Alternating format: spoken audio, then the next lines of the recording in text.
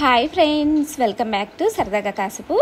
ఈరోజు మన రెసిపీ వచ్చేసి బ్రేక్ఫాస్ట్ రెసిపీ అండి. గుంత పొంగనాలు చాలా సింపుల్గా, క్విక్గా వితిన్ 5 మినిట్స్లో మనం ఇలాగా గుంత పొంగనాలు రెడీ చేసుకోవచ్చండి. చాలా టేస్టీగా ఉంటాయి.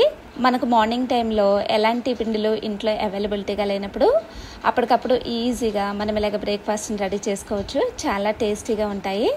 తప్పకుండా మీరు కూడా ఇలాగ ట్రై చేయండి, అందరికీ కూడా నచ్చుతుంది. ఇక మనం లేట్ చేయకుండా వీడియోలోకి వెళ్ళిపోదాం.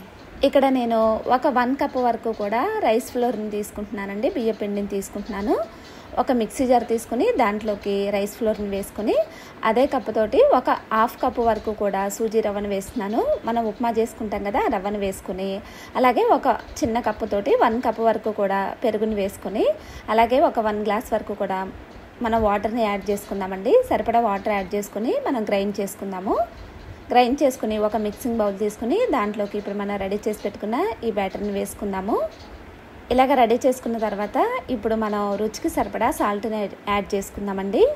ఇలాగ సాల్ట్ వేసుకున్న తర్వాత ఇప్పుడు మనం ఒకసారి బాగా కలిసేలాగా మిక్స్ చేసుకుందాము. కొంచెం గట్టిగా అనిపిస్తే వాటర్ యాడ్ చేసుకుని మరొకసారి బాగా కలిసేలాగా మిక్స్ చేసుకోండి. చాలా సింపుల్గా, క్విక్గా మనం ఇలాగ బ్రేక్ఫాస్ట్ని రెడీ చేసుకోవచ్చండి. ఎలాంటి హడావుడి లేకుండా మార్నింగ్ టైంలో మనకు అన్నీ ఇంట్లో ఉన్న వాటితోటి ఈజీగా మనం ఇలాగ బ్రేక్ఫాస్ట్ని రెడీ చేసుకోవచ్చు. ఇక్కడ చూస్తున్నారు కదా, ఇలాగ బాగా కలిసేలాగా మిక్స్ చేసుకుని సైడ్కి పెట్టేసుకుని ఉంచుకుందాము. అలాగే ఇంకో సైడు స్టవ్ ఆన్ చేసి మనం గుంత పొంగనాల కళాయి ఉంటుంది కదా, అది పెట్టేసుకుందాము. పెట్టేసుకుని లైట్గా ఇలాగ నేను ఆయిల్ యాడ్ చేస్తున్నానండి. ఇలాగ ఆయిల్ వేసుకున్న తర్వాత ఆయిల్ మొత్తాన్ని కూడా అప్లై చేసుకుందాము. ఇలాగ అప్లై చేసుకున్న తర్వాత ఇప్పుడు మనం కొంచెం కొంచెంగా పిండిని తీసుకుంటూ ఈ గుంత పొంగనాల్లో వేసుకుందాము. ఇలాగ అన్నిటికీ కూడా పిండిని వేసుకున్న తర్వాత ఇప్పుడు పైన కూడా లైట్గా ఆయిల్ వేస్తున్నాను. ఇలాగ అన్నిట్లో కూడా లైట్గా ఆయిల్ వేసుకొని ఇప్పుడు మనం మూత పెట్టేసుకొని ఫ్లేమ్ని లో ఫ్లేమ్లోనే ఉంచుకొని మనం ఒక 5 మినిట్స్ వరకు కూడా చక్కగా వీటిని మనం ఫ్రై చేసుకుందామండి. ఒక 5 మినిట్స్ తర్వాత మనం మూత తీసుకొని చూసుకున్నామంటే చక్కగా మనకు గుంత పొంగనాలు రెడీ అయిపోయాయి. ఇప్పుడు ఒకసారి వీటిని టర్న్ చేసుకుందాము. 2 వైపులా కూడా మనం మంచిగా ఫ్రై చేసుకుందామండి. టేస్ట్ చాలా బాగుంటాయి. ఇక్కడ చూస్తున్నారు కదా, మనకు చక్కగా అంటుకోకుండా మంచిగా వస్తూ ఉన్నాయి. ఇక్కడ మనం ఆయిల్ కూడా తక్కువ ఆయిల్ యూజ్ చేస్తామండి. ఇలాగా టర్న్ చేసుకున్న తర్వాత మూత పెట్టేసుకొని మరొక 2 మినిట్స్ వరకు కూడా మనం ఫ్రై చేసుకుందాము. 2 మినిట్స్ తర్వాత మనం మూత తీసుకొని చూసుకున్నామంటే చక్కగా మనకు గుంత పొంగనాలు అన్నీ కూడా రెడీ అయిపోయాయండి.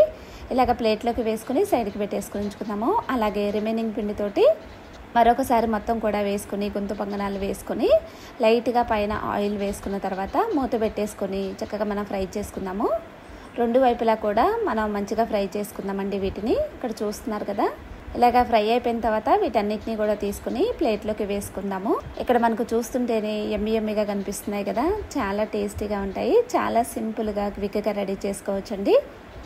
ఎంతో టేస్టీగా ఎమ్మిగా ఉండే మన గుంత పొంగనాలు రెడీ అయిపోయాయి.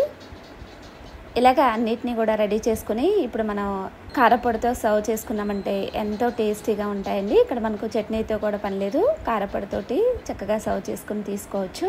చాలా తక్కువ ఆయిల్ తోటి మనం ఇలాగా బ్రేక్ఫాస్ట్ని రెడీ చేసుకున్నాము. తప్పకుండా మీరు కూడా ఇలాగ ట్రై చేయండి, అందరికీ కూడా నచ్చుతుంది. ట్రై చేసి మీకు ఎలా వచ్చింది అనేది కామెంట్ చేయటం మాత్రం మర్చిపోమాకండి. ఈ వీడియో మీకు నచ్చిందని అనుకుంటున్నాను. ఈ వీడియో నచ్చినట్టయితే ఒక లైక్ చేయండి.